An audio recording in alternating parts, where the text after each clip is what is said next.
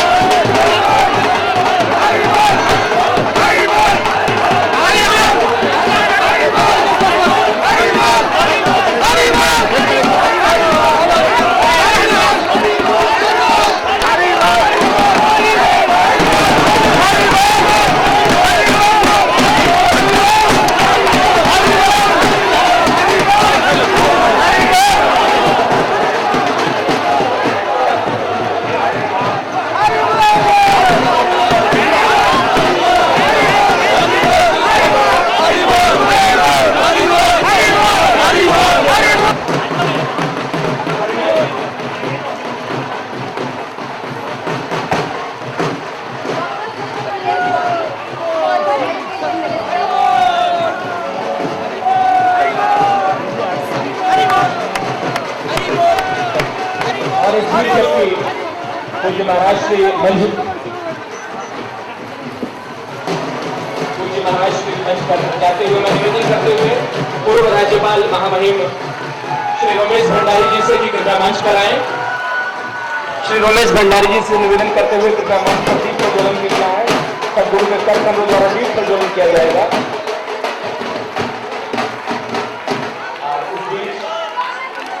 सदगुरु महाराज का आशीर्वाद। डॉक्टर सुब्रमण्यम स्वामी जी जो कि केंद्रीय शिक्षा मंत्री रहे हैं पूर्व में, मैं उन्हें आमंत्रित करता हूं कि कृपया मंच पर आए। विधायक जो है मैं उन्हें भी आमंत्रित करता हूं कि कृपया मंच पर आए।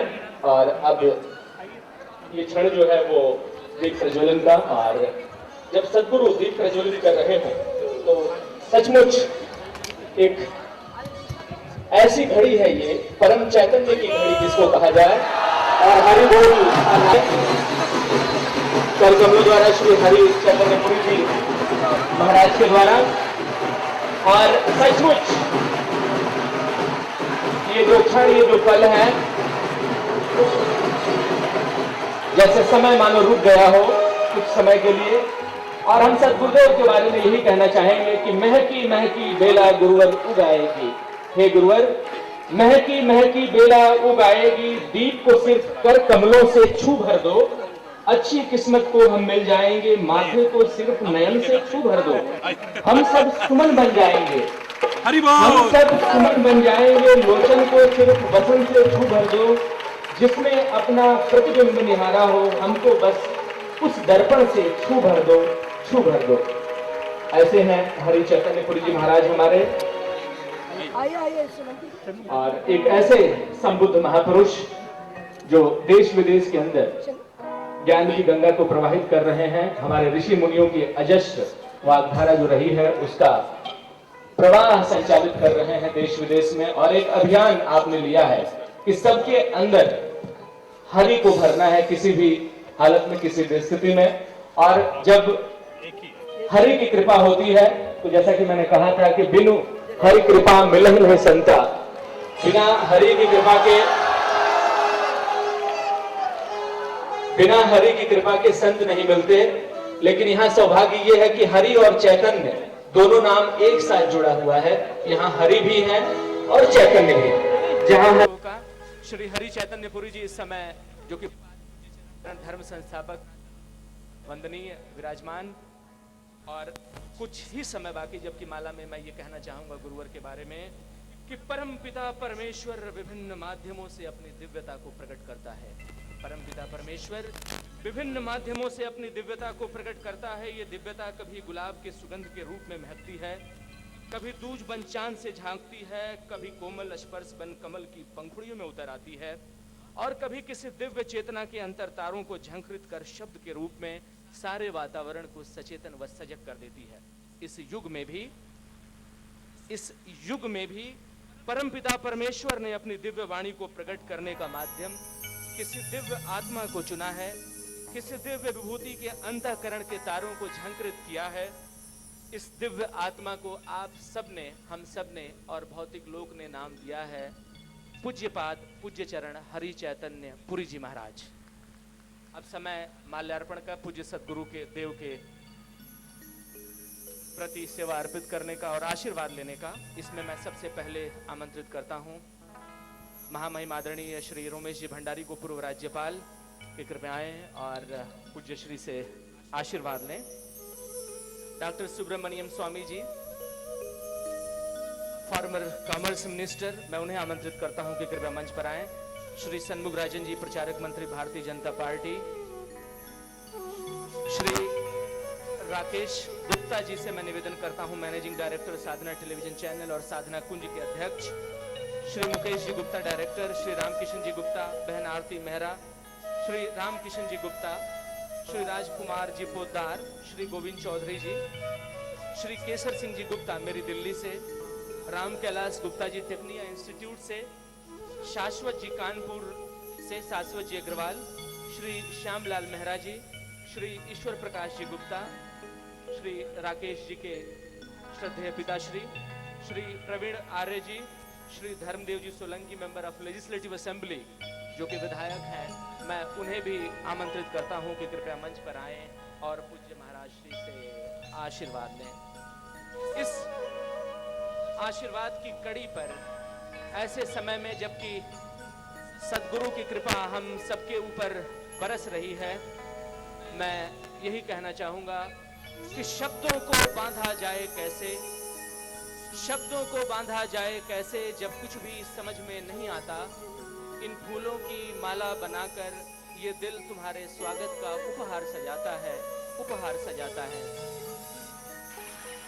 मानो ये फूल जो सदगुरु के श्री चरणों में पहुंचे हैं, और ऐसे फूल जो कह रहे हो कि राष्ट्र वृक्ष के खिले सुमन हम, राष्ट्र वृक्ष के खिले सुमन हम, महकाते सारा उपवन, यूं ही रोज किसी न किसी गुरुवर को करते रहते नमन, करते रहते नमन। ऐसे पूज्यपाद पूज्य चरण श्री चैतन्यपुरी जी महाराज इस समय व्यासपीठ पर विराजमान हैं। और सचमुच अगर आपको अंधकार से प्रकाश की तरफ जाना हो, मर्द से अमर्त की तरफ जाना हो, अगर आप चाहते हैं कि असत्य से सत्य की तरफ बढ़ें, अगर आप चाहते हैं कि आपका जीवन विराटता की तरफ बढ़े, अगर आप चाहते हैं कि आप परिधि से केंद्र की तरफ आएं, अगर आप चाहते हैं कि अपने आप को जान सकें, तो निसंदेह गुरु का सानिध्य आपको चाहिए। इस बीच श्री नरेश गर्ग जी और श्री राजकुमार जी गुप्ता को मैं आमंत्रित करता हूं कि कृपया मंच पर आएं और पूज्य आचार्य श्री से आशीर्वाद लें। सच तो यह है कि गुरु संसार की सबसे ईश्वरीय देन है, लेकिन इस बीच डॉक्टर जीपी अग्रवाल जी ज्वाइंट डायरेक्टर सोनीपत से आए हैं। मैं उन्हें भी आमंत्रित करता हूं कि कृपया आएं और पूज्य महाराज श्री से आशीर्वाद लें। सच तो यह है कि गुरु संसार की सबसे पवित्र देन है। गुरु मनुष्य को तीसरी आंख प्रदान करता है, और जब सद्गुरु मंच के ऊपर हो या सद्गुरु आपके अंदर हो, तो ये बात निसंदेह आप मान लें कि सद्गुरु के प्राण शिष्यों में और शिष्यों के प्राण सद्गुरु में बसते हैं। ऐसा मैं नहीं कहता, ऐसा उपनिषद कहते हैं। और इस बीच जबकि आशीर्वाद लेते हुए सारे ही भक्तगण पूज्य महाराज श्री से, सच तो ये है कि आज का दिन निसंदेह एक बहुत ही खुशी का दिन, और शायद ही जीवन का कोई ऐसा आयाम हो जो पूज्य श्री के अमृत वचनों से अस्पर्शित रहा हो। पूज्य सद्गुरु, पूज्यपाद, पूज्य चरण श्री हरि चैतन्यपुरी जी महाराज जो इस समय व्यासपीठ पर विराजमान हैं, मैं चाहूंगा कि उनके लिए आप सभी एक बार जोरदार ताली बजाएं और हाथ ऊपर करके स्वागत करें ऐसे सद्गुरु का। बोलिए सद्गुरुदेव महाराज की।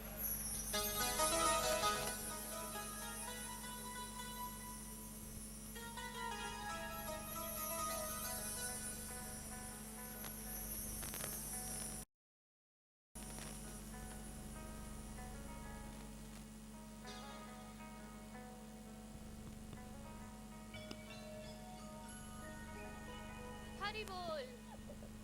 बोलो श्री गुरु महाराज की। हाथ उठा के हरि बोल। बहुत हरि बोल। बोलो श्री गुरु महाराज की। बोलो कामा के कन्हैया की। बोलो लाठी वाले भैया की। हरि बोल। जैसा कि हम सब जानते हैं, महाराज श्री को औपचारिकताएं पसंद नहीं, परंतु फिर भी भक्त अपनी भावनाओं के अनुसार महाराज श्री के चरण पखार कर, मुकुट पहनाकर व माल्यार्पण करके उनका हार्दिक स्वागत व अभिनंदन करना चाहते हैं। भक्तों के प्रेम व भावनाओं की हमेशा कद्र करने वाले हमारे परम पूज्य श्री सद्गुरुदेव इसे अवश्य स्वीकार करेंगे, ऐसा हमें पूर्ण विश्वास है। बोलो श्री गुरु महाराज की। बोलो कामा के कन्हैया की। बोलो लाठी वाले भैया की। हरि बोल। अहो भाग्य।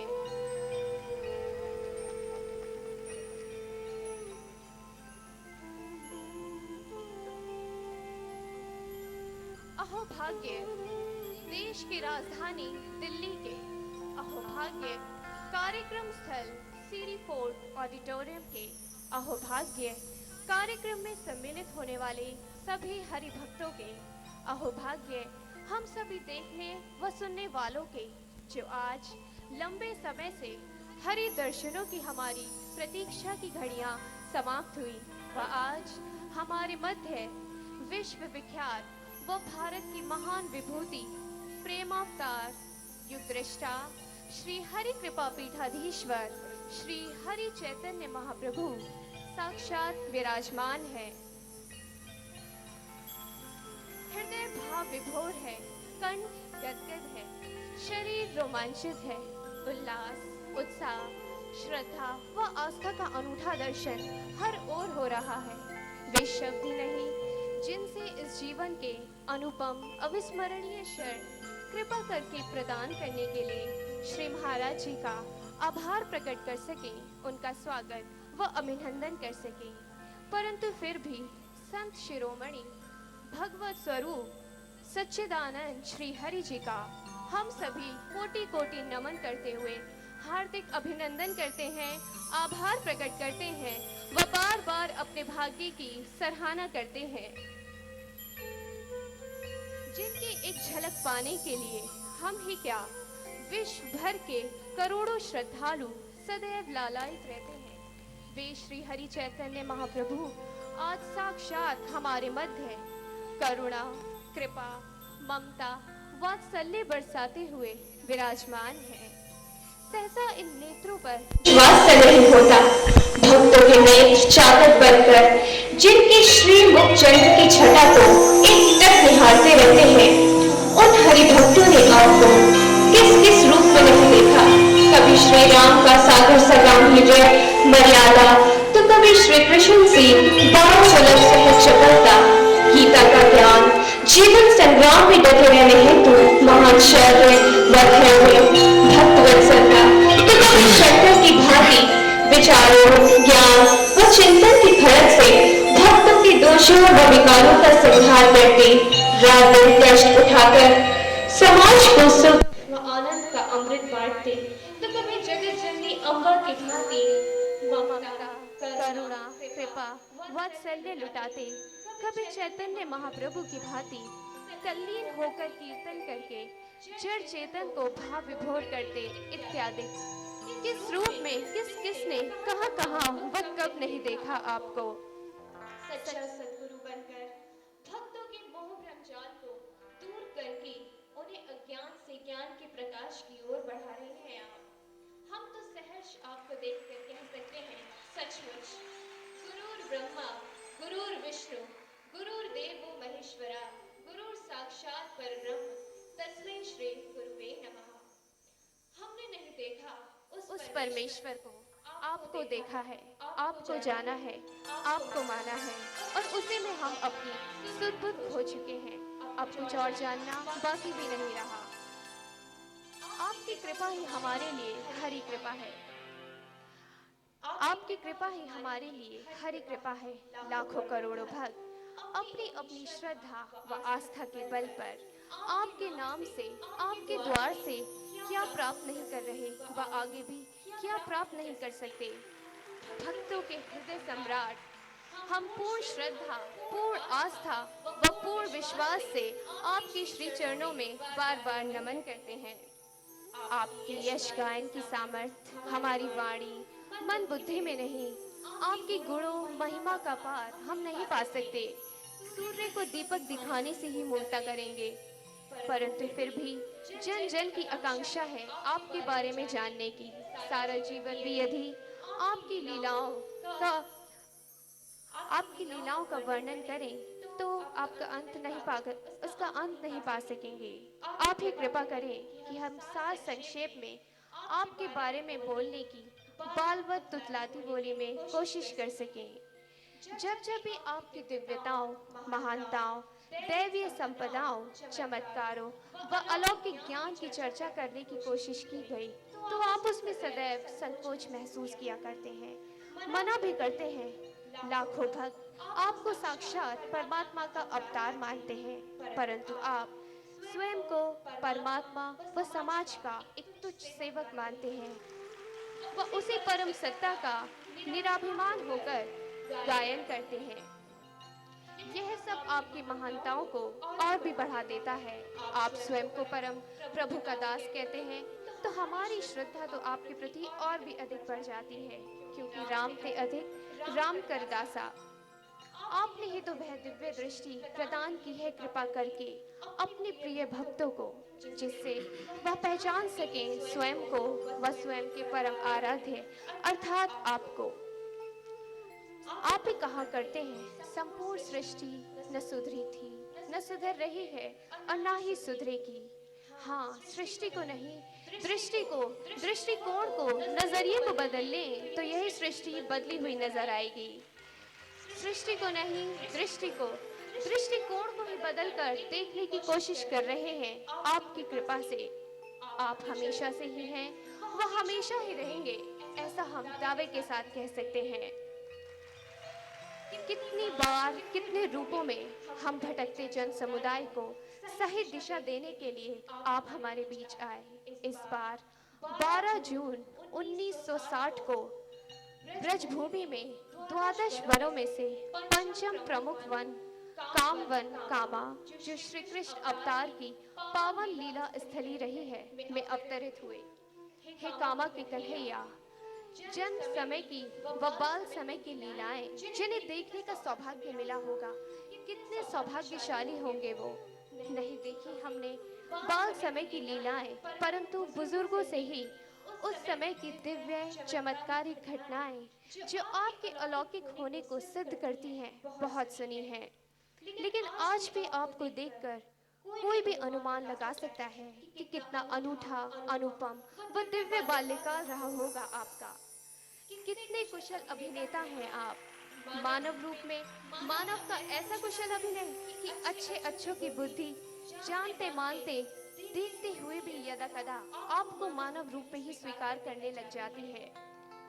चाहे आपकी कृपा से समय आने पर स्वतः ही स्वयं पर ग्लानि होने लगे, परंतु फिर भी मानवोचित लीलाएं मानव मात्र को सिखाने के लिए ही तो कर रहे हैं आप। मात्र 6 महीने की बाल्यावस्था में ही मंत्रोच्चारण व 2 वर्ष की कम अवस्था में गीता रामायण का गायन व 10 वर्ष जैसी कम अवस्था में गीता रामायण इत्यादि धार्मिक ग्रंथ कंठस्थ थे आपको, ऐसा लोगों ने देखा।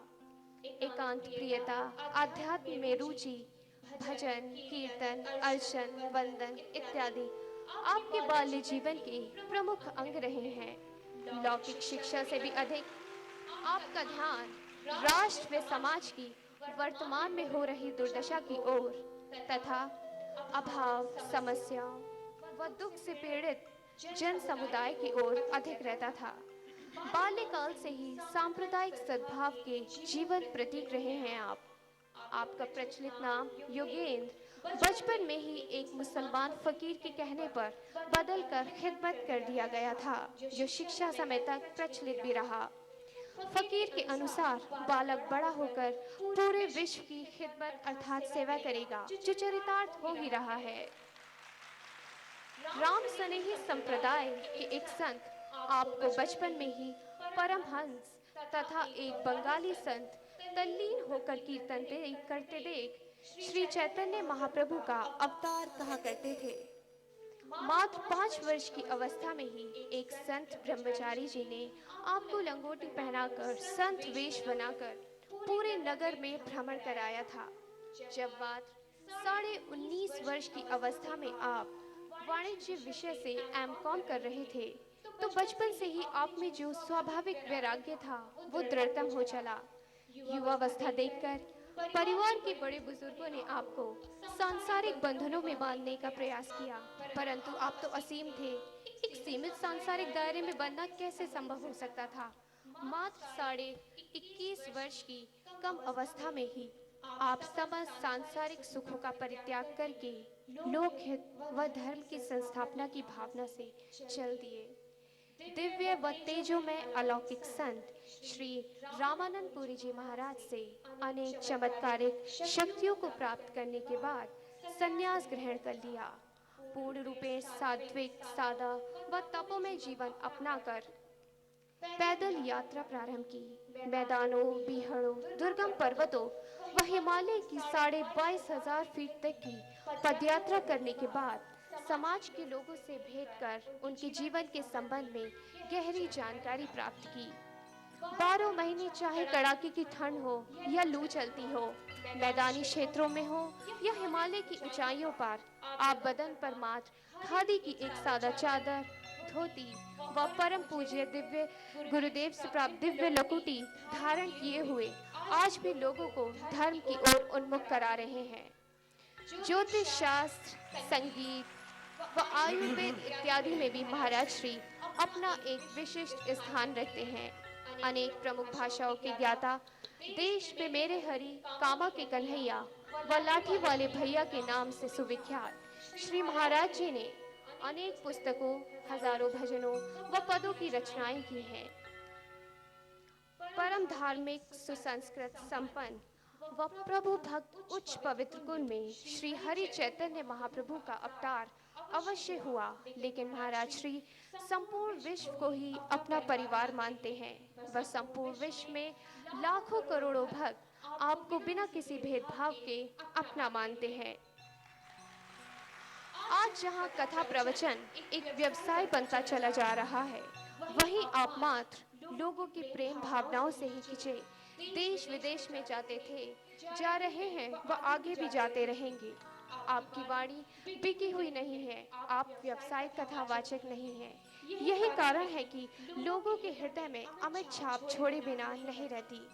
आपके जीवन के लीला प्रसंग, अलौकिक घटनाएं व दिव्य चमत्कारों की यदि चर्चा करने की कोशिश भी की जाए तो सारा जीवन भी कम प्रतीत होगा।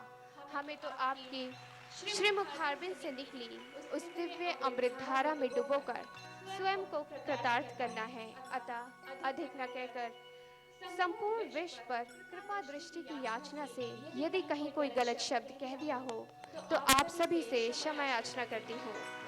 महाराज श्री का स्वभाव तो हम जानते ही हैं कि वो शब्दों को नहीं, हृदय के भावों को अधिक महत्व देते हैं।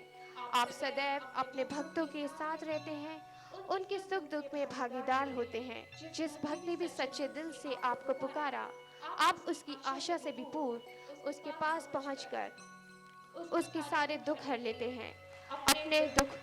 अपने भक्तों का दुख सहन नहीं कर पाते। बहुत बार भक्तों की बीमारी जैसे हृदय रोग, कैंसर इत्यादि को भी अपने ऊपर लेकर उन्हें रोग विमुक्त करके स्वयं कितने समय कष्ट उठाते देखा है। आपकी कृपा दृष्टि से शरण में आए भक्तों के बहुत समय से रुके कार्य शीघ्र ही पूर्ण हो जाते हैं। आज हृदय के भाव है कि रुकने का नाम ही नहीं ले रहे, परंतु समय का इशारा बार बार हो रहा है। महाराज श्री तो 24 में से 18 घंटे लोक हित में निस्वार्थ रूप से व्यस्त रहते हैं। सारा जीवन आपके गुण यश गाने में ही व्यतीत हो, यह प्रार्थना अवश्य करेंगे। अंत में पुनः हृदय से हम सभी श्रद्धालु व दर्शक जो इस कार्यक्रम का सीधा प्रसारण देख रहे हैं, आपके श्री चरणों में कोटि कोटि नमन श्रद्धा पूर्वक करते हैं। धन्यवाद। हरि बोल, हरि बोल। बोलो श्री गुरु महाराज की, बोलो कामा के कन्हैया की, बोलो लाठी वाले भैया की। हरि बोल।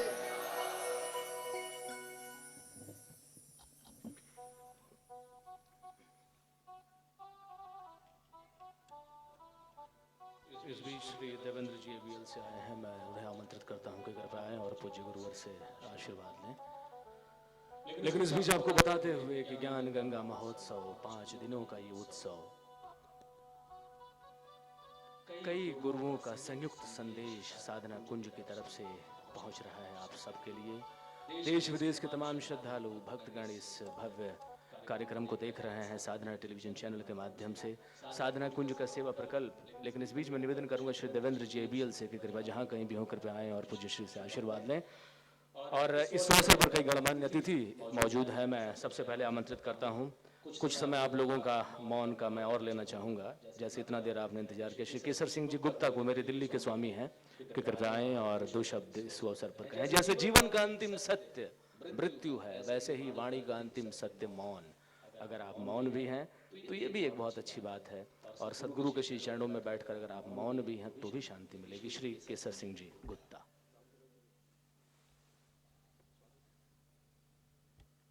श्री राम कैलाश जी से निवेदन है कि कृपया वो पूज्य सदगुरुदेव महाराज से आशीर्वाद लें।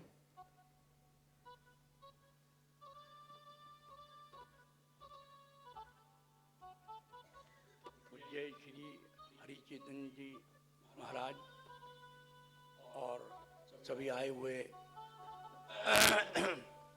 भक्तों, आज महाराज जी के दर्शन करके हम धन्य हुए हैं और हमें आज इनके प्रवचन सुनने का मौका मिलेगा, मार्गदर्शन मिलेगा। और मैं ये समझता हूँ कि जितने भी हम भक्तजन हैं इनकी वाणी से मिठास प्राप्त करेंगे और अपने उसको जीवन में धारण करेंगे। हम गुरुओं, धर्म गुरुओं को प्रवचन सुनकर और प्रायः मैं देखता हूँ कई बार भाव विभोर हो जाते हैं, नाचने लग जाते हैं, भाव विभोर होकर आंखों में आंसू आ जाते हैं, क्योंकि हम उनके प्रवचन सुनकर हम उस वक्त हमें इतने अच्छे लगते हैं कि अगर हम उसको अपने निजी जीवन में भी बाद में उतारें तो मैं समझता हूँ कि हमारा जो जीवन है वो सफल होगा।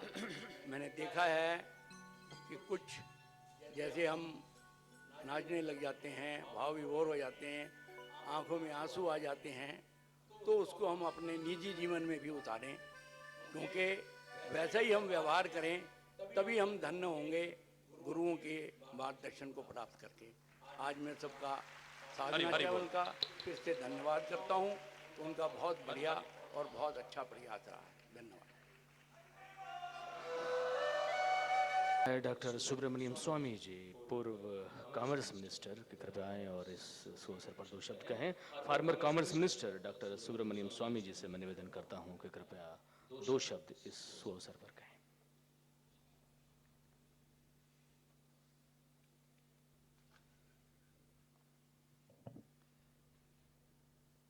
परम पूज्य हरि चैतन्य पुरी स्वामी जी, मंच में उपस्थित प्रसिद्ध समाज में नेतृत्व करने वाले व्यक्तिगण और यहाँ इस विशाल उपस्थिति में स्वामी जी को भक्तों, भाइयों और बहनों, परम पूजनीय हरि चैतन्य पुरी महाराज जी उपस्थित हैं। उनके आशीर्वाद प्राप्त करके उनको विचारों के सुनने के लिए अवसर मिला और मिलेगा। इसके लिए मैं यहाँ के संस्थापकों को अपने व्यक्तिगत मेरे हृदयपूर्ण धन्यवाद देता हूँ। हरि ओम। अगला अनुरोध मैं करूंगा माननीय श्री साहब सिंह वर्मा जी से, पूर्व मुख्यमंत्री दिल्ली सरकार और साथ ही कई महत्वपूर्ण पदों को आपने सुशोभित किया है। श्री साहब सिंह जी वर्मा। मेरा परम सौभाग्य है कि मुझे इस कार्यक्रम में आने का मौका मिला है और साधना कुंज के सभी भाई बहनों को का मैं इसके लिए धन्यवाद करना चाहता हूँ। वास्तव में साधना जैसा नाम है, ऐसा पिछले कई वर्षों से लगातार जो ये कार्यक्रम कर रहे हैं, वैसे ही साधना का इनका काम है। अनेकों क्षेत्रों में खासतौर से ऐसे लोग जो उपेक्षित लोग हैं, जो जिनको सहारे की जरूरत है, साधना के सभी भाई बहन उनका संकल्प है कि हमने उनको ऊंचा उठाना है।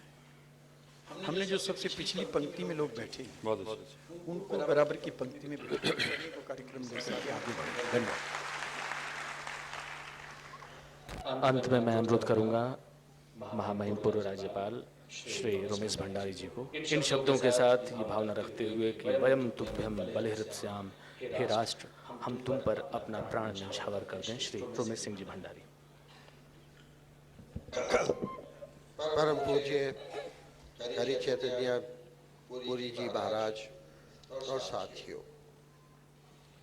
पहले एक छोटी बेटी ने महाराज जी का परिचय दिया। अब उस परिचय के बाद एक शब्द नहीं मैं कह सकता, लेकिन वो मेरा अपना अनुभव है, वो मेरा अपना एक अनुभव है जो आपको मैं बताना चाहता हूँ। मेरा परिचय महाराज जी से केवल 2 हफ्ते ही पुराना है। मैं एक छोटे से गांव विज्ञा कामा के नाम पे, जहाँ महाराज जी का आश्रम भी है, एक मैंने गैर राजनीतिक NGO खोली हुई है, नागरिक प्रतिष्ठान। तो एक महिला ने अपना मकान दान दे दिया ताकि एक होम्योपैथिक अस्पताल वहाँ खोला जाए।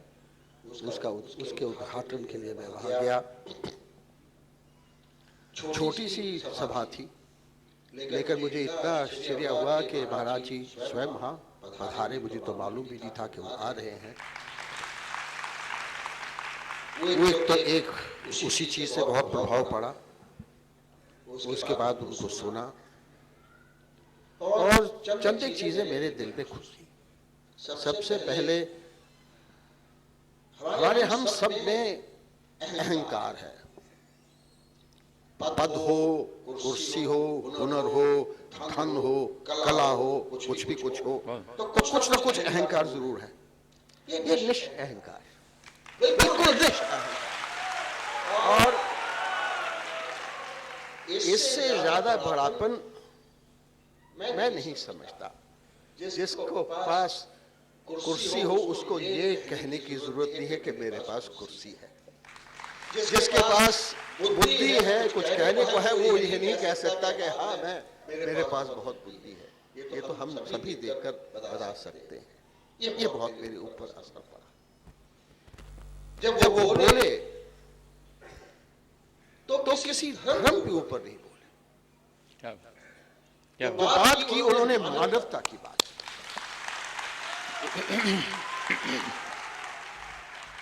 क्या बॉस? साधना चैनल को बहुत मुबारकबाद देना चाहता हूं और साथ साथ दिल्ली वासी होने के नाते मैं महाराज जी का स्वागत करता हूं। थैंक बहुत बहुत धन्यवाद, बहुत बहुत धन्यवाद। और इसके साथ ही समय समाप्त हुआ और अब जो समय है वो है पूज्य श्री हरि चैतन्यपुरी जी को सुनने का। चैतन्य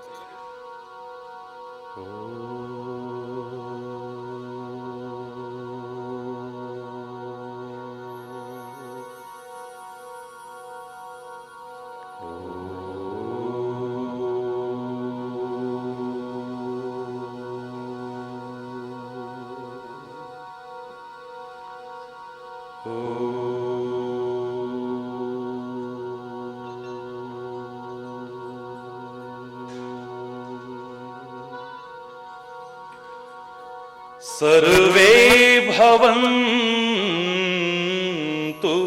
सुखिनः, सर्वे सन्तु निरामया,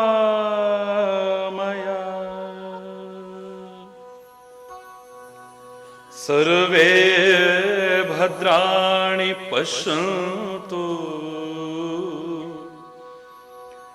मा कश्चित् दुःख भाग् मा कश्चित् दुःख भाग्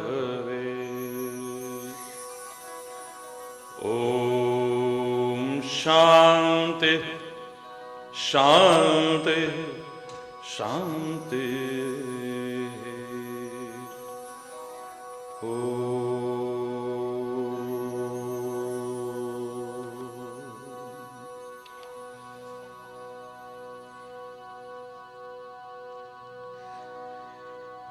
समय काफी हो चुका है।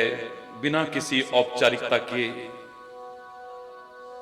हमारे राकेश जी और उनके सहयोगों की साधना की, उनकी तपस्या की प्रशंसा किए बिना तो नहीं रहूंगा। बहुत बहुत साधुवाद के पात्र हैं, सराहना करता हूं उनके द्वारा किए जा रहे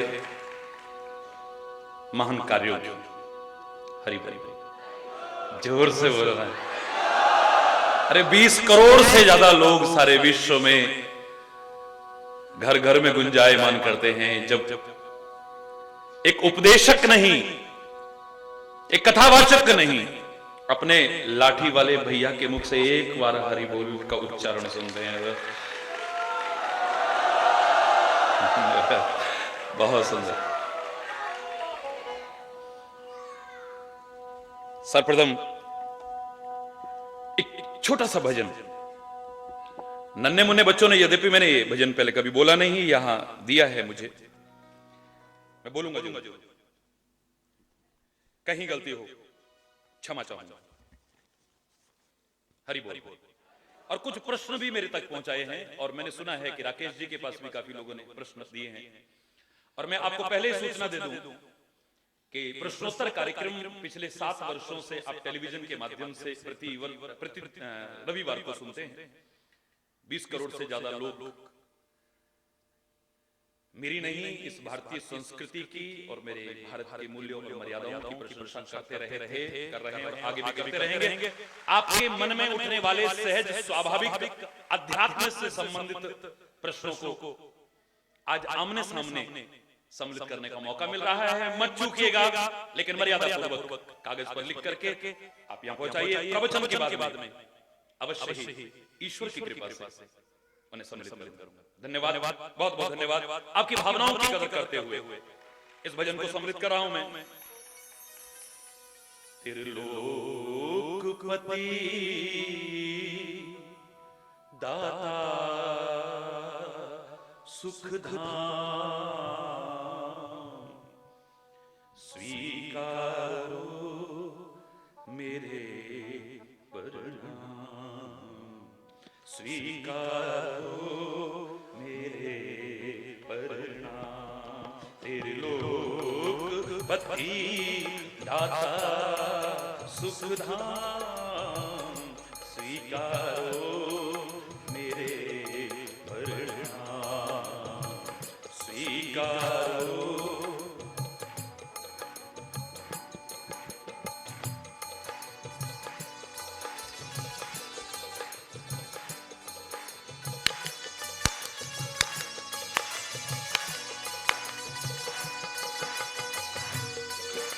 हरि बोल।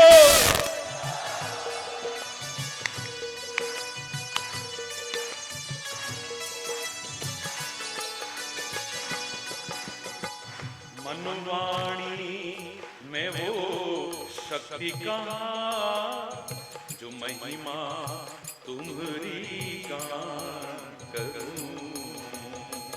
मनवाणी में वो शक्ति कहाँ जो महिमा तुम्हारी गान करूं। हे अगम अगोचर अविकारी निर्लेप हो हर शक से परे। हम और तो कुछ भी जाने ना, हम और तो कुछ भी जाने ना, केवल गाते हैं पावन नाम। स्वीकारो मेरे प्रणाम, स्वीकारो। त्रिलोकपति दाता सुखधाम स्वीकारो मेरे प्रणाम, स्वीकारो।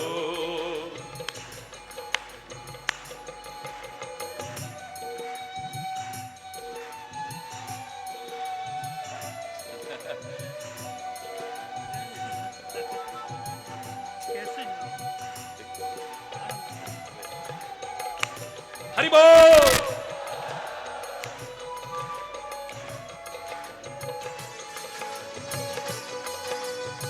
आदि मध्य और अंत तुम ही आत्म आधारे हो। और अंत तुम ही और तुम ही आत्म आधारे हो। भक्तों के तुम प्राण हरि, इस जीवन के रखवारे हो। भक्तों के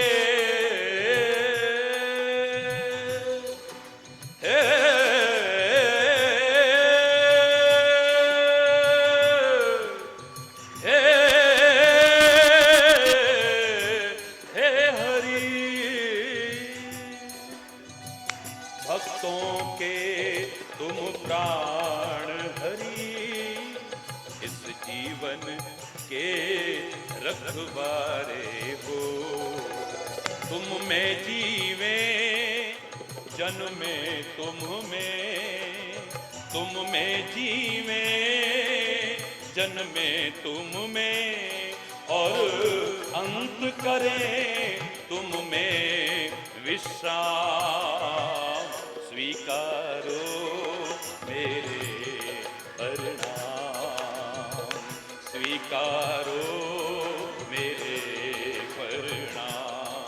त्रिलोकपति दाता सुखधाम, स्वीकारो मेरे प्रणाम।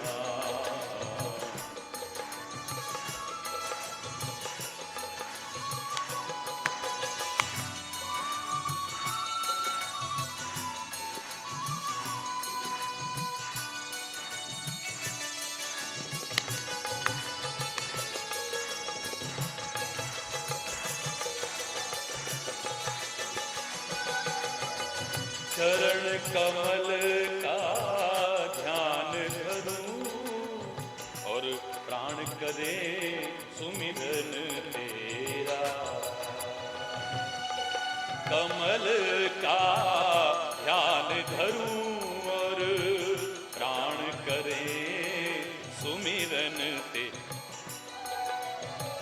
दीनाश्रय दीनानाथ हरि, भव बंधन काटो हरि मेरा।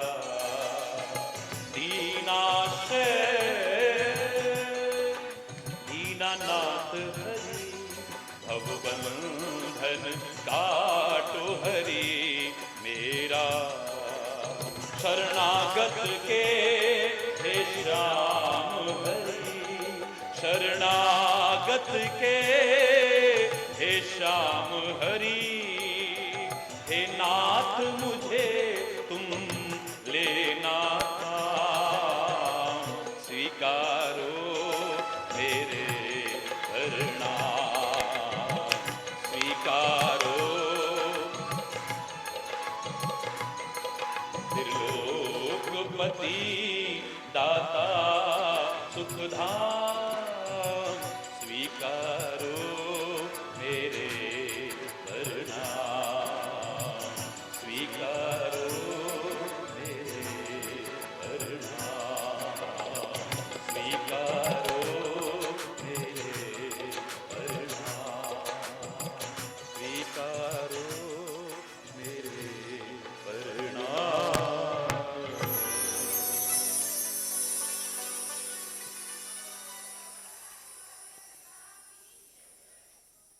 हरि हरि धन्यवाद। इन प्रश्नों को मैं बाद में सम्मिलित करता हूं। बहुत ही प्यार, श्रद्धा, उत्साह और साधना का एक अनूठा दर्शन हो रहा है।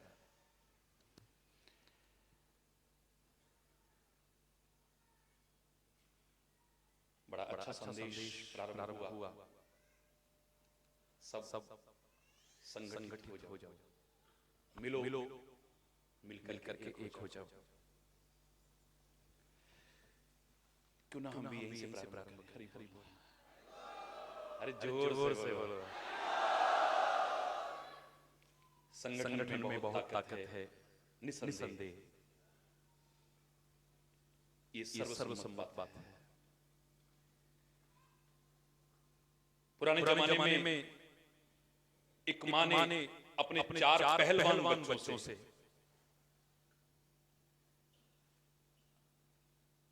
जो आपस में लड़ते रहते कहा, एक दिन एक मोटा सा मजबूत डंडा ला करके बेटा इसे तोड़ के दिखाओ।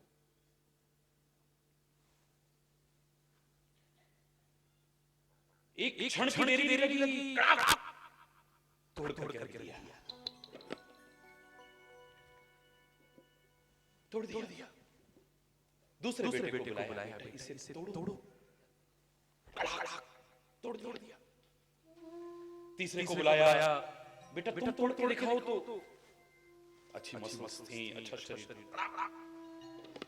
चौथे को बुलाया, उसने भी धीरे धीरे की। मां फिर अंदर गई और अंदर से निकाल करके 4 उन लकड़ियों का बंधा हुआ गट्ठर लेकर के आई। बेटा इसे तोड़ के दिखाओ। बहुत ताकत थी बच्चों के शरीर में और आजमाइश भी बहुत की। बहुत जोर लगाया, पसीने हो गए, लेकिन गट्ठर नहीं टूटा। दूसरे बच्चे से कहा कि तुम तोड़ करके दिखाओ। बहुत ताकत लगाई लेकिन नहीं टूटा। तीसरे और चौथे से भी नहीं टूटा। माँ ने सबके सामने दिखा दिया कि बेटा देखो संगठन में कितनी शक्ति है। अगर चारों इकट्ठे होकर के रहो तो कोई तुम्हें तोड़ने की, कोई बांटने की हिम्मत नहीं कर सकता है। किसी की हिम्मत नहीं जो तुम्हें तोड़ जाए, जो बांट जाए। आज जो हो रहा है विभिन्न आधारों पर हमें तोड़ने बांटने की नीच, कुत्सित और घृणित साजिशें की जा रही हैं। यूं ही समस्त संसार एक संभावित युद्ध के भयानक यंत्रणा काल से गुजर रहा है।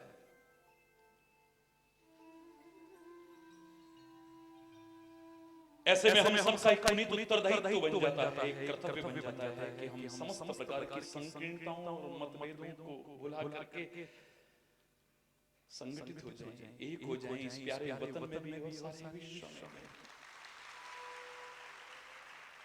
विश्व शांति का अग्रदूत रहा है मेरा प्यारा भारत, लेकिन आज यहाँ अशांति बहुत दुर्भाग्यपूर्ण है, चिंता का विषय है। समय से अगर हम जागरूक न हुए तो पश्चाताप के अलावा हमारे हाथ में और कुछ शेष नहीं रहेगा। समय रहते यदि हम निस्वार्थ भाव से राष्ट्रहित और समाज हित को सर्वोपरि रखते हुए प्रयास करें, नेक नियति से प्रयास करें, ईमानदारी से प्रयास करें, मैं दावे से कह रहा हूं वो दिन दूर नहीं होगा जब मेरे प्यारे भारत में तो शांति होगी। विश्व शांति का संदेश इसी तरह से एक बार फिर गूंजेगा। जगत गुरु रहा है मेरा प्यारा भारत। लूट के ले गए लोग यहां से हीरे जवाहरात, लूट के ले गए यहां से खजाने, कोहिनूर तक लूट करके ले गए होंगे, लेकिन सारे विश्व को झुकाने की ताकत रखने वाला वो हमारा अध्यात्म ज्ञान अभी तक हमारे मनुष्यों के मस्तिष्क में व्यवसाय बना करके नहीं, अपने स्वार्थों की तिलांजलि दे करके राष्ट्र और समाज हित को सर्वोपरि रखते हुए अगर प्रयास किया जाए, मैं चैलेंज करके कह रहा हूं, ये भारत फिर से जगत गुरु के पद पर प्रतिष्ठापित होगा। भाषण देना इज वेरी इजी टू से, बहुत सरल है, कहना बहुत सरल है। कोई भी नेता आए, कोई अभिनेता आए, कोई कथावाचक आए, कोई संत आए, मैं सबकी प्रशंसा करता हूं, लेकिन एक बात बड़े आराम से कह देते हैं, हम सब एक हो जाएं, मिलकर के एक हो जाएं। हरि चैतन्य कभी चाहेगा कि तुम एक न हो? वर्षों से आप हरि चैतन्य को विश्व के करोड़ों लोग सुन रहे हैं, कल्पना भी नहीं कर सकता है कोई। मेरे अंदर से तो एक ही आवाज निकली थी जब 50वीं जयंती थी गणतंत्र दिवस की। एक जगह पर देश के बहुत ऊंचे पद पर बैठे, बहुत ऊंचे पद पर बैठे एक हमारे भाई ने, एक नेताजी ने, मैं नाम नहीं लूंगा, खाली इतना बोल दिया था कि कभी देश सोने की चिड़िया थी, ये देश कभी सोने की चिड़िया थी। मर्यादा पुरुषोत्तम श्री राम से प्रेरणा लेकर के उनकी कृपा से ही जीवन को आगे बढ़ाने की कोशिश करने वाला हरि चैतन्य मर्यादा को तोड़ करके आगे बढ़ा, माइक छीन लिया उनके हाथ से। स्वतंत्रता संग्राम सेनानियों के परिवार से शरीर रहा है, खून खोलने लगा एकदम से, बर्दाश्त से बाहर हो गई बात। मंच की मर्यादा का पालन करने वाला हरि चैतन्य आगे बढ़ा, माइक छीन लिया। सारे चौंके, क्या हुआ? लाखों लोग अपने इस लाठी वाले भैया को सुनने आए थे। मैंने इतना कहा कि मैं पूछना चाहता हूं जिन्होंने भी कहा और जो इतने लाखों लोग बैठे हुए हैं कि तुम्हारी मां को कोई सोने की चिड़िया कहे, तुम्हें कैसा लगेगा? क्षमा चाहते हुए कहूंगा, तुम्हारी मां को अगर कोई सोने की चिड़िया कहे कैसा लगेगा तुम्हें? चिड़िया, वो भी निर्जीव सोने की चिड़िया। आपसे पूछ रहा हूं कैसा लगेगा? बोलो ना जरा, जोर से बोलो ना, सारे बोलो। आपसे पूछ रहा हूं, आपकी जन्म देने वाली मां को अगर चिड़िया कहा जाए और वो भी सोने की निर्जीव चिड़िया कहा जाए, तुमको अच्छा नहीं लगेगा? तुमने इस देश को अपनी मां समझा हो या ना समझा हो, लेकिन हरि चैतन्य ने समझा है, उसे भी अच्छा नहीं लग सकता सोने की चिड़िया अगर कहोगे। पूरे भारत की पैदल यात्रा में 18 प्रांतों में तो स्कूलों में जो है पढ़ाई जाती थी पंक्तियां, कटवाई है मैंने। वहां के शिक्षा मंत्रियों ने संकल्प लिया था प्रवचन सुनने के बाद। हम वतन को सोने की चिड़िया कहते रह गए और अपने आप को खाली बुलबुल कहते रह गए। अरे मैं गर्व से कहता हूं, सारे जहां से अच्छा हिंदुस्तान हमारा कहता था, कह रहा हूं और आगे कहूंगा। और इसकी शोभा बढ़ाने के लिए एक बुलबुल तो क्या, एक चींटी भी कोई कह दे, गर्व महसूस होगा मुझे।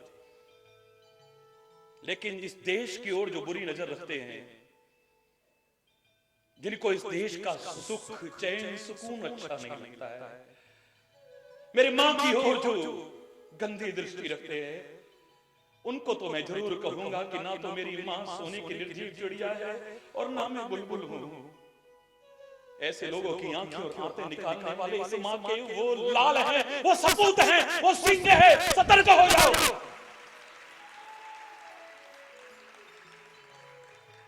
कुछ जयचंद हुए फिर पैदा। मुझे तो कई बार इकबाल साहब को मैं प्रणाम करता हूं, जिन्होंने इतना प्यारा गीत हमें दिया। बचपन से जैसे मैं वंदे मातरम गर्व से गाता हूं, ये भी मुझे गर्व से गाने में कोई शर्म और संकोच नहीं है कि सारे जहां से अच्छा। जोर से बोलो ना, एक बार फिर बोलो ना।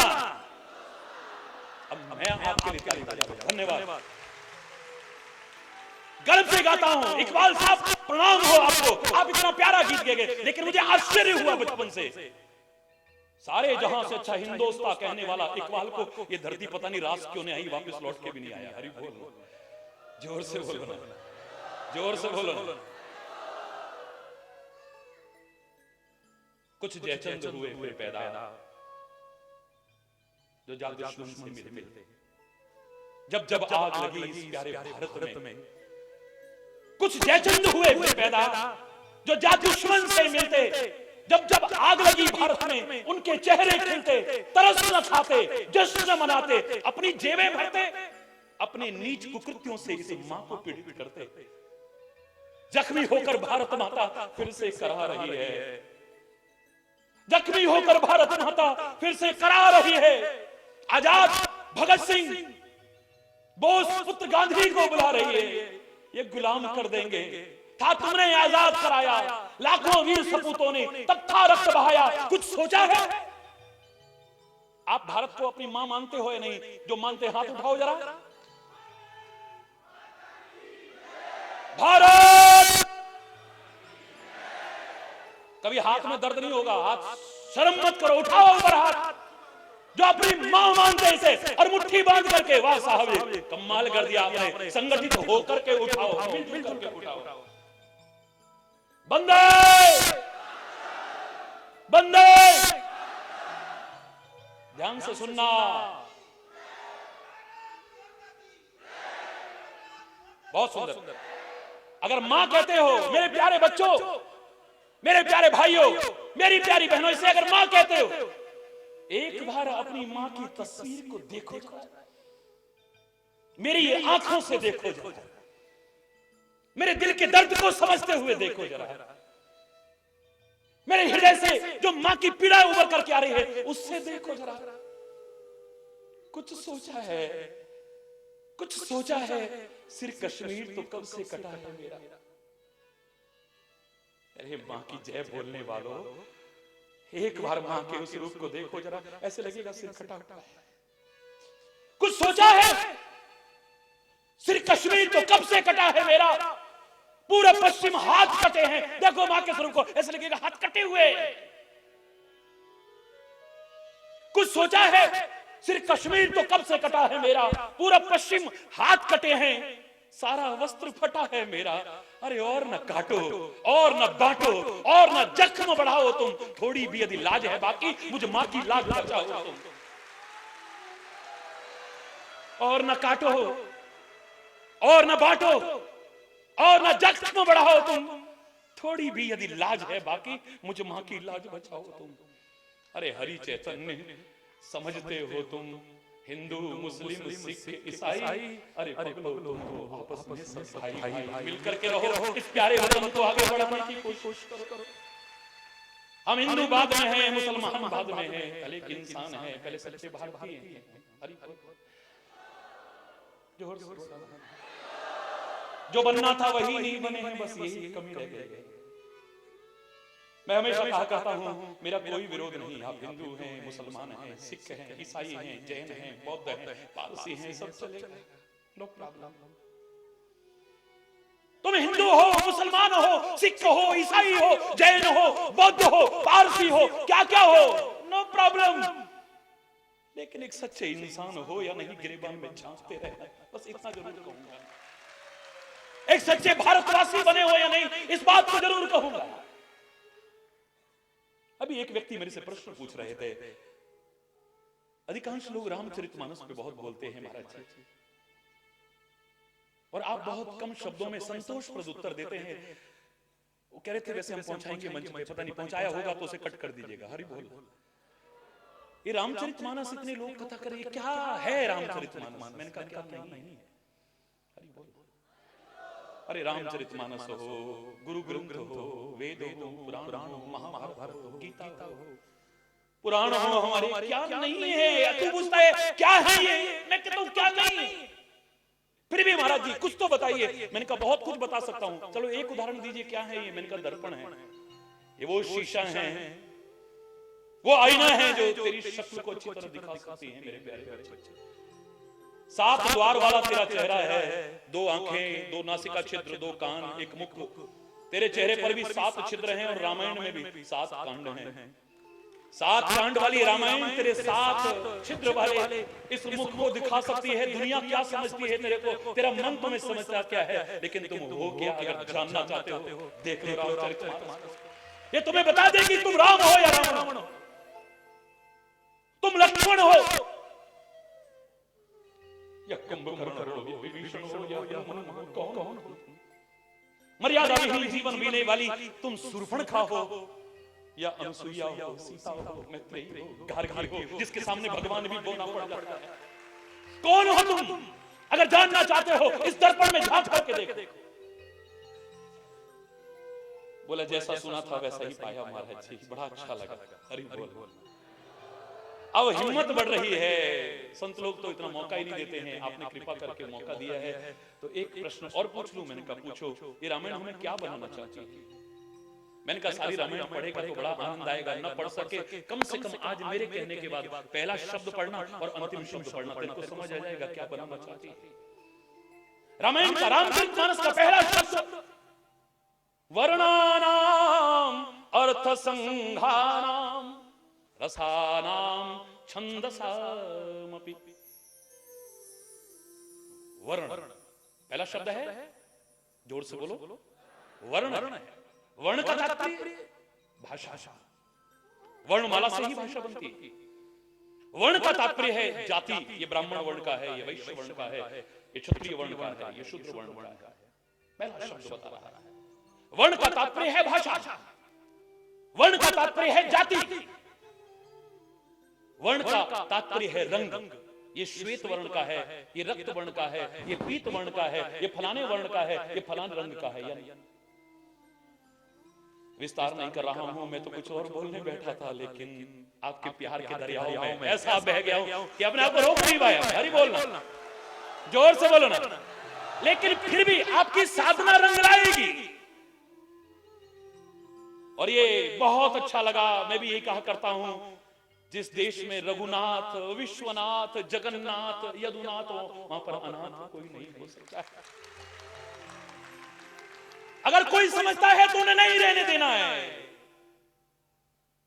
जैसे इस अंधकार में राकेश का तात्पर्य होता है चंद्रमा, अंधकार को चीरता हुआ जैसे चांद आगे बढ़ता है। मेरे प्यारे बच्चे ने भी वो एक महान कार्य किया, जितनी भी प्रशंसा की जाए उतनी कम है। और हम सबका एक उत्तरदायित्व बनता है कि इसको जितना सहयोग कर सके। आप कम से कम मैं अपनी तो कह सकता हूं, मेरे को गुरु महाराज की जय सुनने में इतना मजा नहीं आता। आप बोलते हो मोस्ट वेलकम। कामा के कन्हैया सुनने में इतना मजा नहीं आता। जब अपनत्व का रिश्ता जोड़ते हो, लाठी वाले भैया कहते हो, दिल भाग भाग हो जाता है, हृदय द्रवित हो जाता है। या आपका लाठी वाला भैया कम से कम आपके हर नेक कार्य में कंधे से कंधा मिलाकर के हमेशा आपके साथ आप पाओगे, आपसे दूर कभी नहीं रहे। हरी जय, जोर से बोलो। तो मैंने कहा पहला शब्द पढ़ना रामायण का। वर्ण का तात्पर्य है जाति, वर्ण का तात्पर्य है भाषा, वर्ण का तात्पर्य है रंग, वर्ण का तात्पर्य है स्थान। ये सारा का सारा वर्ण में आता है। इसी में जी रहे हैं हम लोग, बस रंग रूप भाषा जाति इसी में जी रहे हैं,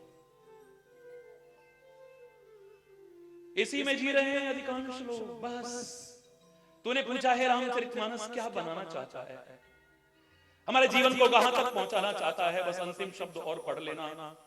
अंतिम शब्द जिनको आता होगा मैं बोल रहा हूं, ते संसार पतंग घोर किरणैर दह्यन्तीनो मानव। अंतिम शब्द है मानव। इस रंग रूप जाति इत्यादि से उठा करके जो सच्चा मानव तुम्हें बनाना चाहे, वही मेरा रामचरितमानस है, वही मेरे वेद हैं, वही मेरे पुराण है, वही मेरी गीता है, वही मेरा महाभारत है, वही मेरा पावन गुरु ग्रंथ साहब है, वही मेरी महापुरुषों की वाणी है। बस मुझे तो कई बार मजबूर होकर के कहना पड़ता है, कई बार मजबूर होकर। पुनरावृत्ति दोष मैं नहीं मानूंगा इसे, क्योंकि बार बार दोहरानी पड़ती है ये बात। अब तो मजहब कोई ऐसा भी चलाया जाए, अब तो मजहब कोई ऐसा भी चलाया जाए जिसमें इंसान को इंसान बनाया, जिसमें इंसान को इंसान बनाया जाए। अब तो मजहब कोई ऐसा भी चलाया जाए जिसकी खुशबू से महक जाए पड़ोसी का भी घर, जिसकी खुशबू से महक जाए पड़ोसी का भी घर।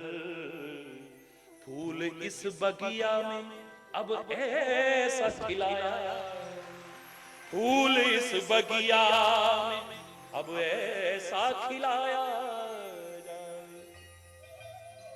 आग बहती है अब यहाँ गंगा में और यमुना में।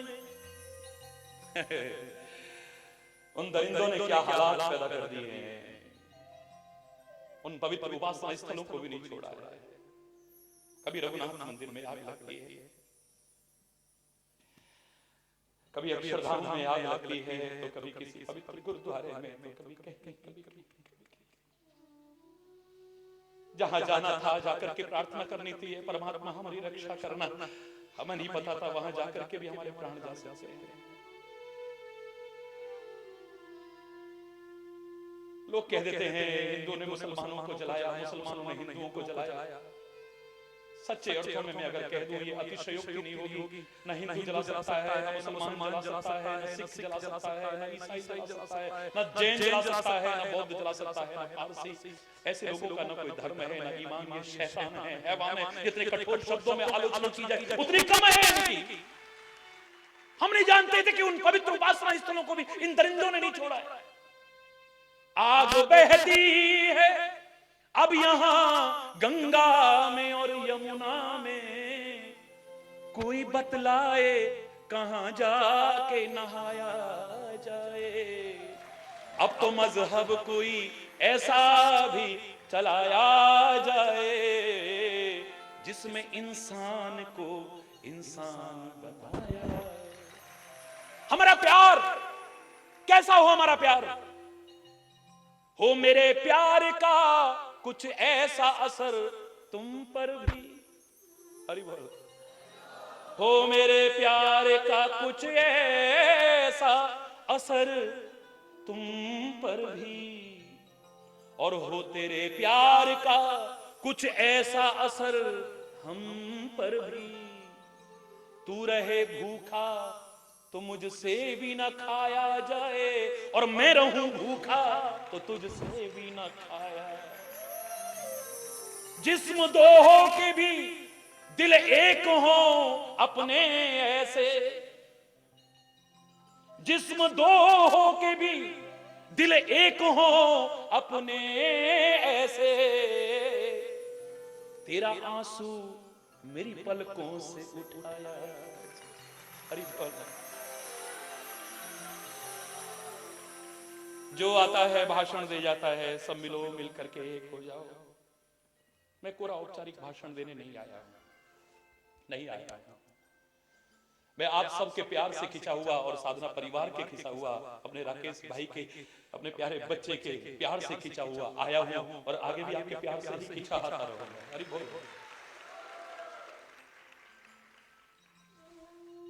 पूरा भाषण देने नहीं आया हूं। एक टीस है दिल में, दर्द है दिल में, अपने इस मां के प्रति है, एक समाज के प्रति है, इसका एक सपूत होने के नाते, एक लाल होने के नाते मैं भी कहूंगा आपसे मिलो, मिलकर के एक हो जाओ। संगठन में शक्ति है, लेकिन शब्द जोड़ूंगा, लेकिन शब्द जोड़े बिना मुझसे नहीं रहा जाएगा। क्षमा चाहते हुए कहूंगा। आमतौर से हम देखें तो संतों के, महापुरुषों को, उनके संदेश को हम पूरा नहीं समझने की कोशिश करते हैं, और इसी कारण से भ्रांतियां हमारे मन में आती हैं। A little knowledge is always dangerous. अधूरा जानने की कोशिश करते हैं। हमने कृष्ण की कंकड़ी मारना देखा है, गोवर्धन पर्वत उठाना भूल जाते हैं। चीर हरण की लीला हमें याद रहती है, लेकिन भरे दरबार में उसने किसी अबला की लाज बचाई भी थी, और यहां तक कि चीर का रूप ही धारण कर लिया था। इस बात को भूल जाते हैं। उसकी चंचलता का बड़ा बखान करते हैं, उसकी चंचलता पर बड़ा ध्यान जाता है, लेकिन भरे दरबार में शिशुपाल की 100 गालियां धैर्यपूर्वक सुनने की सामर्थ्य भी है, इसे भूल जाते हैं। मक्खन खा खा करके अपना और ग्वाल वालों का पेट भरना तो हमें याद रहता है, लेकिन द्रौपदी के उस पात्र में से एक कण खा करके 10,000 शिष्यों सहित दुर्वासा का पेट भी उसने भरा था, इसे भूल जाते हैं। उसका बांसुरी वादन तो हमें याद रहता है, लेकिन बिना शस्त्र के महाभारत जैसे भीषण संग्राम में भी सीना तान करके डटा रहे, इसे हम भूल जाते हैं। उसका गंवार ग्वालों का रूप हमें याद रहता है। उसने वन में गाय चराई, यह हमें याद रहता है। हाँ, इससे प्रेरणा नहीं ले पा रहे हैं। मेरे देश के अधिकांश नवयुवकों को जब मैंने बेरोजगार देखा, तो उन बेरोजगार या नवयुवकों के जीवन को देख करके कृष्ण चरित्र से बड़ी सुंदर प्रेरणा मैंने उनको दी। मेरे प्यारे बच्चों, आपके बेरोजगारी का अधिकांशतः कारण अगर मैं ढूंढूं तो एक ही नजर आएगा कि बड़ा काम करने की सामर्थ्य नहीं है, रोजगार मिल नहीं रहा है, और छोटा करने में तुम्हें शर्म आती है। त्रिलोकपति है वो, इसे छोड़ो। नंद नंदन है, 9 लाख गाय जिसके घर में हो, फिर भी एक हैसियत है, लेकिन घर में गाय भी चराई जाती है तो गाय चराने में भी से कोई संकोच नहीं है, गोपाल बनने में कोई संकोच नहीं है। हाँ, सतर्क हो जाइए, गंवार ग्वाला नहीं, गंवार ग्वाला बना रहना उसे मंजूर नहीं है। गाय चराते चराते चराते चराते भी अपने मस्तिष्क की मनोभूति को इतना ऊंचा उठाता है कि भीषण संग्राम में से भारत के उस महाभारत में का संदेश उभर करके आता है तो दुनिया वाह वाह कर उठती है, वाह वाह कर उठती है, कोई सामने नजर नहीं आता है। हरि बोल रहा है। अधूरा जानने की कोशिश करते हैं, पूरा नहीं, और वही खतरनाक होता है। तुलसीदास ने कहा, तुलसिया संसार में, तुलसिया संसार में सबसे मिली धार, तुलसिया संसार में सबसे मिली धार, ना जाने किस वेश में नारायण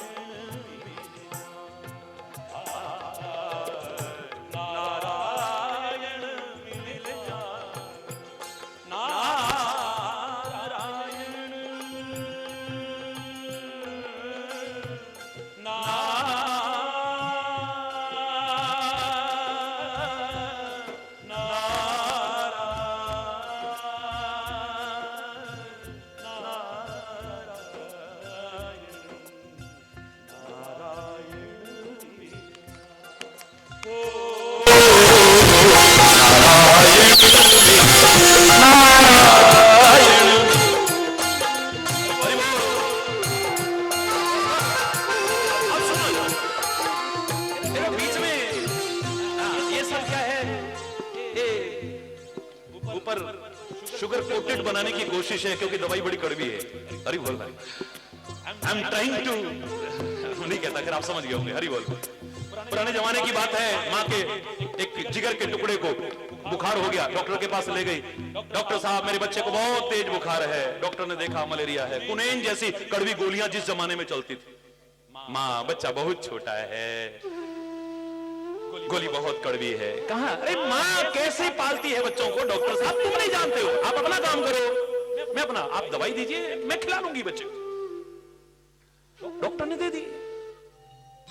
फिर कह रहा हूं बच्चा खा नहीं पाएगा, बहुत कड़वी गोली है, बच्चा बहुत छोटा है। तुम नहीं जानते। अरे बोलना। माँ घर में आई, माँ को पता था बच्चे को लड्डू बहुत अच्छा लगता है। रसोई में गई, एक लड्डू लाई, ऐसे दो टुकड़े किए, गोली रखी बीच में, बंद किया, बिल्कुल पैक कर दिया। हरी बोल। बच्चे से कहा, बेटा लड्डू खाओ। बच्चा बड़े प्यार से शौक में लड्डू खाने लगा। माँ ने सोचा काम हो गया, मैं रसोई का काम निपटा के आऊं। रसोई में से जब थोड़ी देर बाद वापस आई, आके पूछा, बेटा लड्डू खाया? तुतलाती बोली में बच्चों बोलो, माँ लड्डू तो खाया, पर दुतली निकाल दे फेंक दी। बोले, दत्त तेरे की गुटली दी का है तेरे को? म्यूजिक बहुत अच्छा बज रहा है, स्वर बहुत अच्छे हैं, आवाज बहुत अच्छी है, बस इसी में उलझ के रहता है। लेकिन महाराज जी कहना क्या चाहते हैं, इसको मत नजरअंदाज कर देना, वरना सारे लाभ से वंचित रह जाओगे। अरे बोलना, खाली बीच बीच में शुगर कोटेड करने की कोशिश है। अरे बोलना, बात बड़ी, हालांकि कड़वा बोलना मुझे नहीं आता है, लेकिन क्या करूं, ये दवाई ऐसी है। हरि बोल। मुझे तो सिखाया गया था, कटुक बचन मत बोल रे, तोहे पिया मिलेंगे, घूंघट के पट खोल रे, तोहे पिया मिलेंगे, घूंघट के पट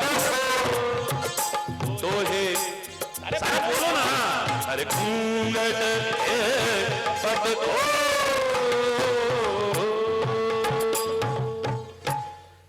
कटुक बचन मत बोल। हाँ, लेकिन क्या करो, हरि बोल, जोर से बोलो ना। ये बोलते रहा करो बस।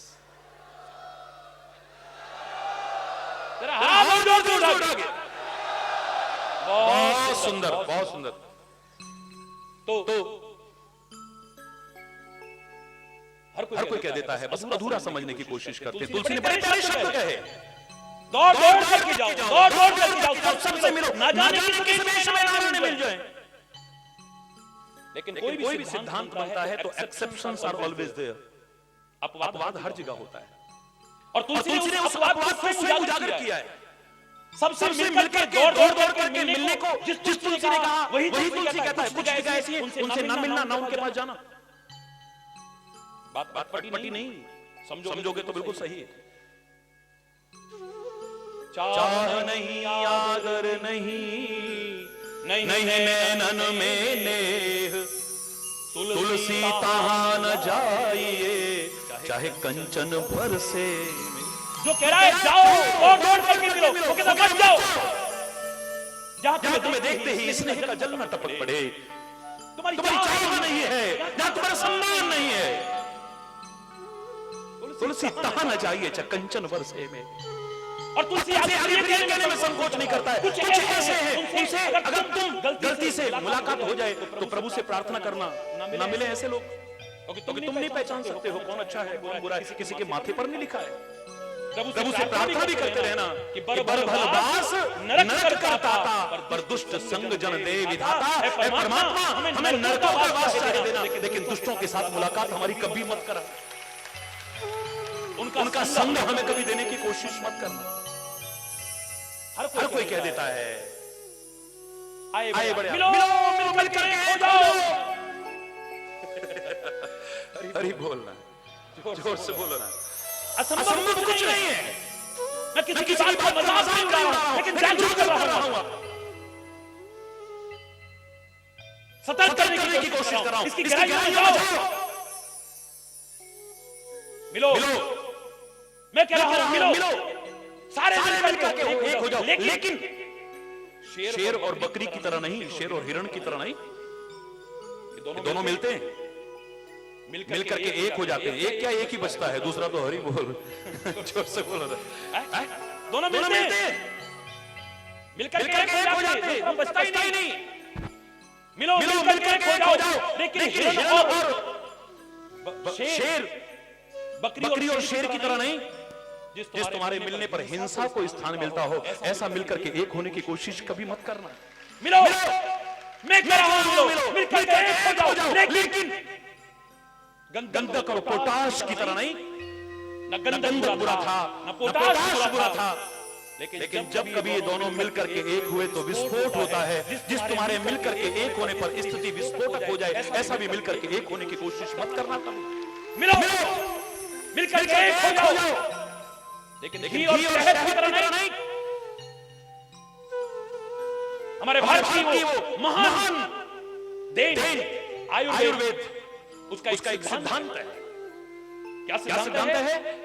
समान मात्रा में अगर शुद्ध घी और शहद मिला दिया जाए, एक नया विश्व उत्पन्न हो जाता है।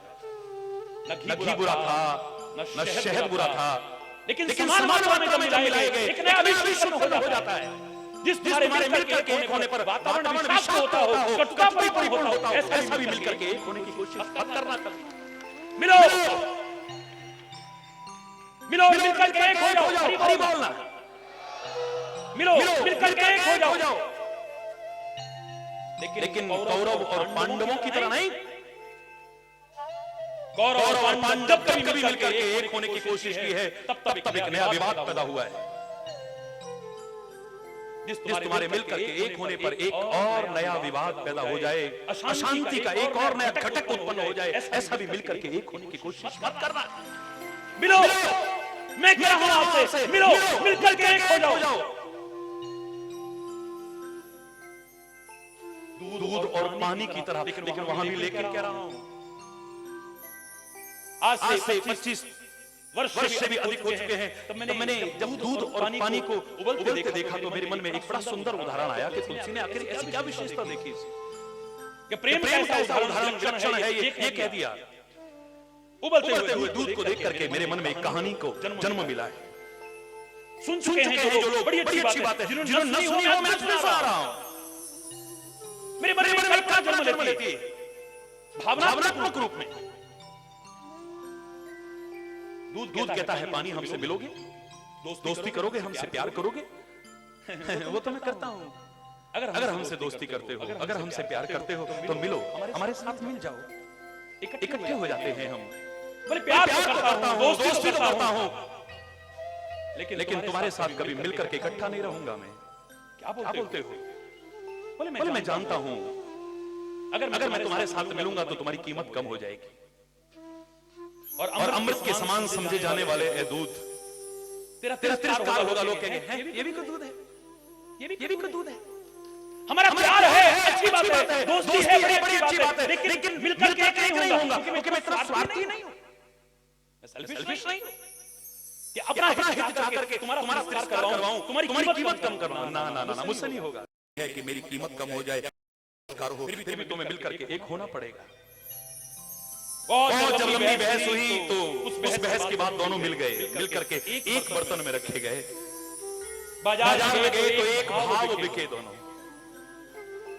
पानी के मन में आया कि देखो, दूध ने अपने तिरस्कार की परवाह नहीं की, अपने अपमान की परवाह नहीं की, अपनी कीमत की परवाह नहीं की, और मुझे इतना सम्मानजनक स्थिति तक पहुंचाया है। मेरा भी कोई फर्ज बनता है। आज मैं सौगंध खाता हूं कि जब तक एक एक बूंद ए दूध तेरे साथ है, तब तक मैं जल जाऊंगा, मैं सूख जाऊंगा, मैं नष्ट हो जाऊंगा, लेकिन तेरे ऊपर आंच नहीं आने दूंगा। और खाली उसने सहा नहीं करके दिखाया है, खाली करके दिखाया है। जब अग्नि के ऊपर रखे गए तो भाप बन करके पहले पानी उड़ना शुरू होता है। पहले पानी सूखता है, दूध तो तब सूखता है जब सारा पानी सूख जाता है। और कितना समझते हैं हम इनके प्यार को, और जो नहीं समझते थे, आपका लाठी वाला भैया समझा रहा है, आप जानते थे कि पानी सारा सूख चुका है, अब खाली दूध रहा है। और जब ऐसा होता है तो आपको पता लग गया था कि दो प्रेमी एक दूसरे से अलग हो गए हैं, दो दोस्त अलग हो गए हैं। आपने उसका नाम भी अब दूध नहीं रखा, खोया, यानी खोया है इसने अपने प्रेमी को, खोया है अपने मित्र को। पानी जुदा हो गया है, इससे सूख करके भाप बनकर उड़ गया है पानी। अब दूध बचा है, लेकिन दूध भी इतना स्वार्थी नहीं था जो कहता कि चढ़ जा बेटा सूली पर, भली करेंगे राम। जरा सा भाप बनकर के पानी उड़ना शुरू होता है, दूध में उफान आने लगता है। ये उफान क्रोध का प्रतीक है।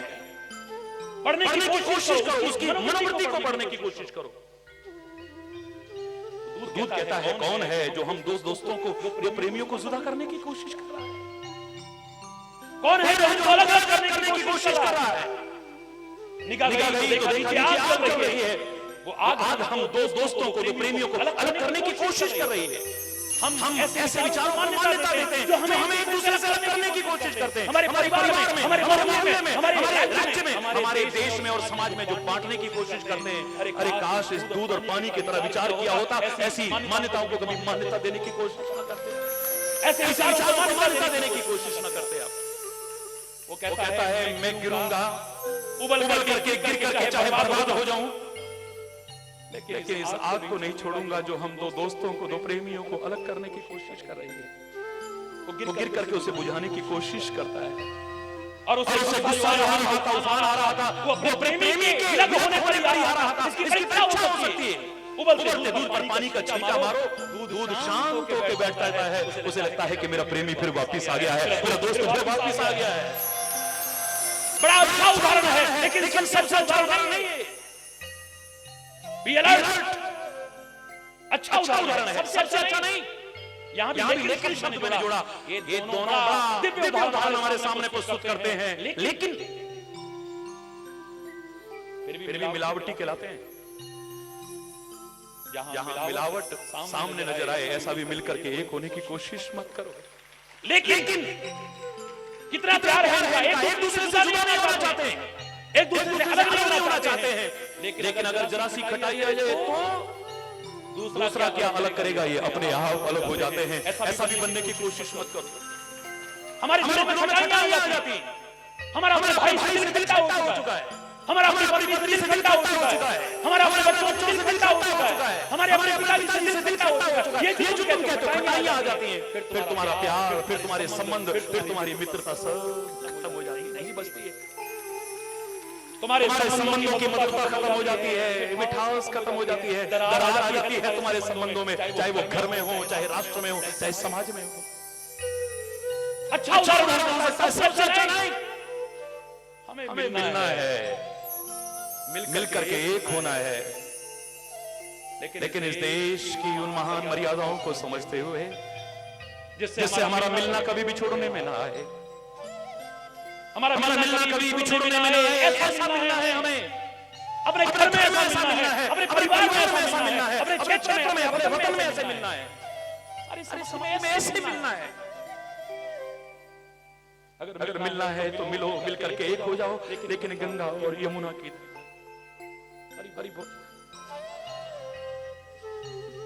जब तक तुम एक होकर के नहीं मिलोगे, नेक होकर के नहीं मिलोगे, तब तक तुम्हारा मिलना हमेशा के लिए रहेगा। मुझे नहीं लगता है कहीं पर भी वो मिलना क्यों हो, कब छूटने में आ जाएगा। बड़ी कैंसर है,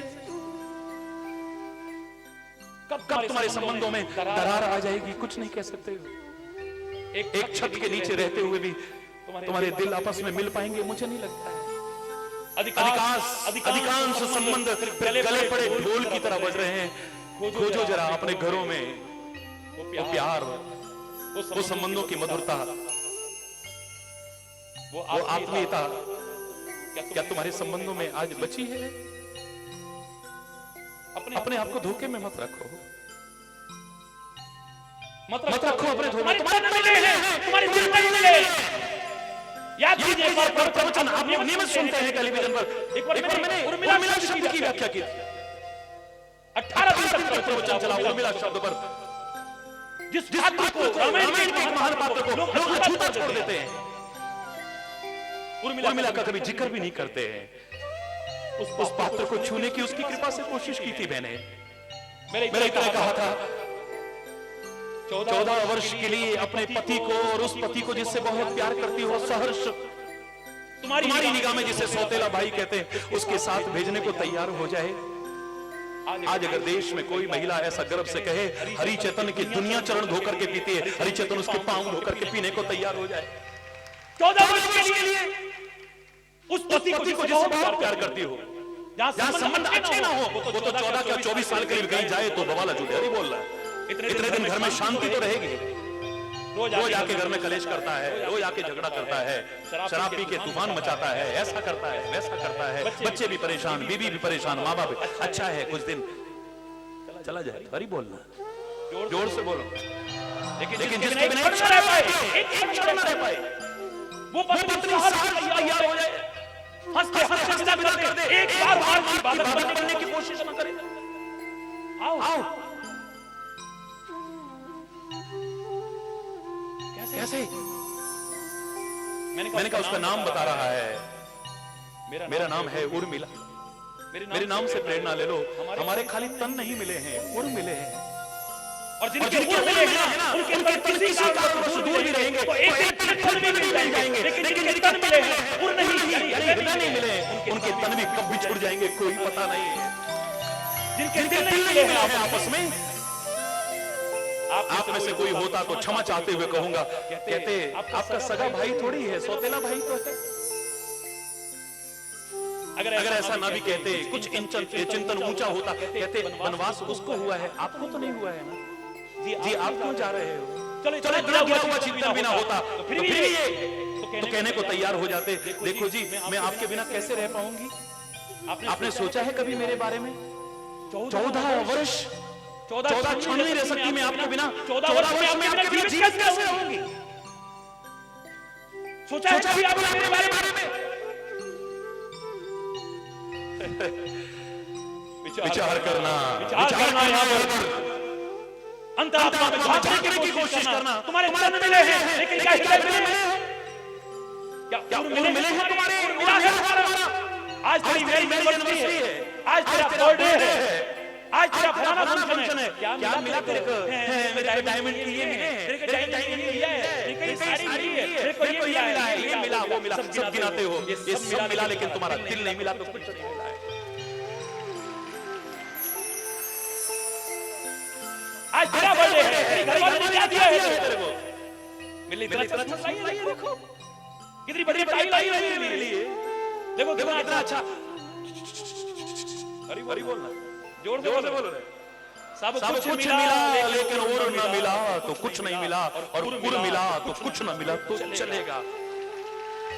आज संबंधों की बात क्यों खत्म हो रही है? क्योंकि तन मिले हमारे, दिल नहीं मिले। एक अच्छे नीचे रह करके भी हम एक नहीं है। अरे बोलना, क्यों नहीं है? क्योंकि हम नेक नहीं है। संत की भाषण अधिकांशता देंगे तथाकथित। संत तो बहुत ऊंची स्थिति है, तथाकथित। वो कहेंगे नेक बनो। लेकिन हरि चैतन्य यहाँ भी थोड़ा सा संशोधन करने की उसकी कृपा से कोशिश करेगा। जब तक तुम नेक बनकर के एक होने की कोशिश नहीं करोगे, तुम्हारा मिलना कब बिछुड़ जाएगा कुछ नहीं कह सकते। पहले नेक बनो फिर एक बनो। कैसे? मेरे देश की संस्कृति बता रही है। गंगा और यमुना आपस में मिलते हैं। हरि बोलना। मिलके कभी बिछुड़े? बताओ ना। सब बुद्धिजीवी हो, सब समझदार हो, मैं चैलेंज करके कह रहा हूं, दुनिया का एक व्यक्ति ढूंढ के दिखा दे कि गंगा और यमुना का मिलाप कभी बिछुड़ने में आया हो। हरिचंदन बोलना बंद कर देगा। बोलिए। एक बार मिलने के बाद कभी बिछुड़े? क्यों नहीं बिछड़े हैं? विचार करो। गंगा भी पवित्र है और यमुना भी। जोर से बोलो। अरे और जोर से बोलो ना। गंगा भी पवित्र है और यमुना भी। पहले दोनों को नेक बनना पड़ेगा। एक नए विचार का हो, एक बड़े अच्छे विचार का। इनका मिलना कब बिछुड़ने में जाएगा? कुछ नहीं कह सकते हो। गंगा के सामने भी एक लक्ष्य है और यमुना के सामने भी एक लक्ष्य है। हरि बोल। हम में से अधिकांश लोगों के जीवन में लक्ष्य ही नहीं है। अधिकांश लोगों को पूछा जाए बच्चों से पूछा जाए, बच्चों what do you want to be? क्या बनना चाहते हो तुम? मैं डॉक्टर बनना चाहता हूँ, मैं इंजीनियर बनना चाहता हूँ, मैं ये बनना बोल देते जैसा परिवेश में सुनने को मिला। मैं नेता बनना चाहता हूँ, मैं साइंटिस्ट बनना चाहता हूँ, मैं ये बनना चाहता हूँ, मैं ये बनना चाहता हूँ। मैं ऐसे बच्चों से कहा करता हूँ, These all are dreams. These all are dreams. ये सब सपने हैं जो तुम वर्णन कर रहे हो। मेरे प्यारे बच्चों, सपने देखना कोई बुरी बात नहीं है। देखो सपने। और मैं कह रहा हूं आपसे कि देखने है तो ऊंचे ऊंचे सपने देखना, कभी नीचे सपने देखने की कोशिश भी मत करना। लेकिन सपने देखते हुए भी एक बात मत भूलना, अपने इस भैया की हरि बोलना। सपने देखना कोई बुरी बात नहीं है, लेकिन इस बात को मत भूलना कि you have to pay the price to make them come true. उनको साकार करने के लिए you have to pay the price.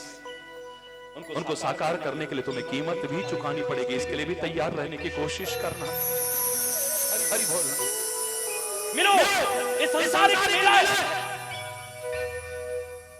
जग वाला मेला यारो, थोड़ी थोड़ी देर जा हंस दे या रात लंघ गई पता ना सवेरे। हंस दे या रात लंघ गई पता ना सवेरे। समय हो गया है, मैं जानता हूं, लेकिन थोड़ा सा और आनंद लेते हैं उसकी कृपा से।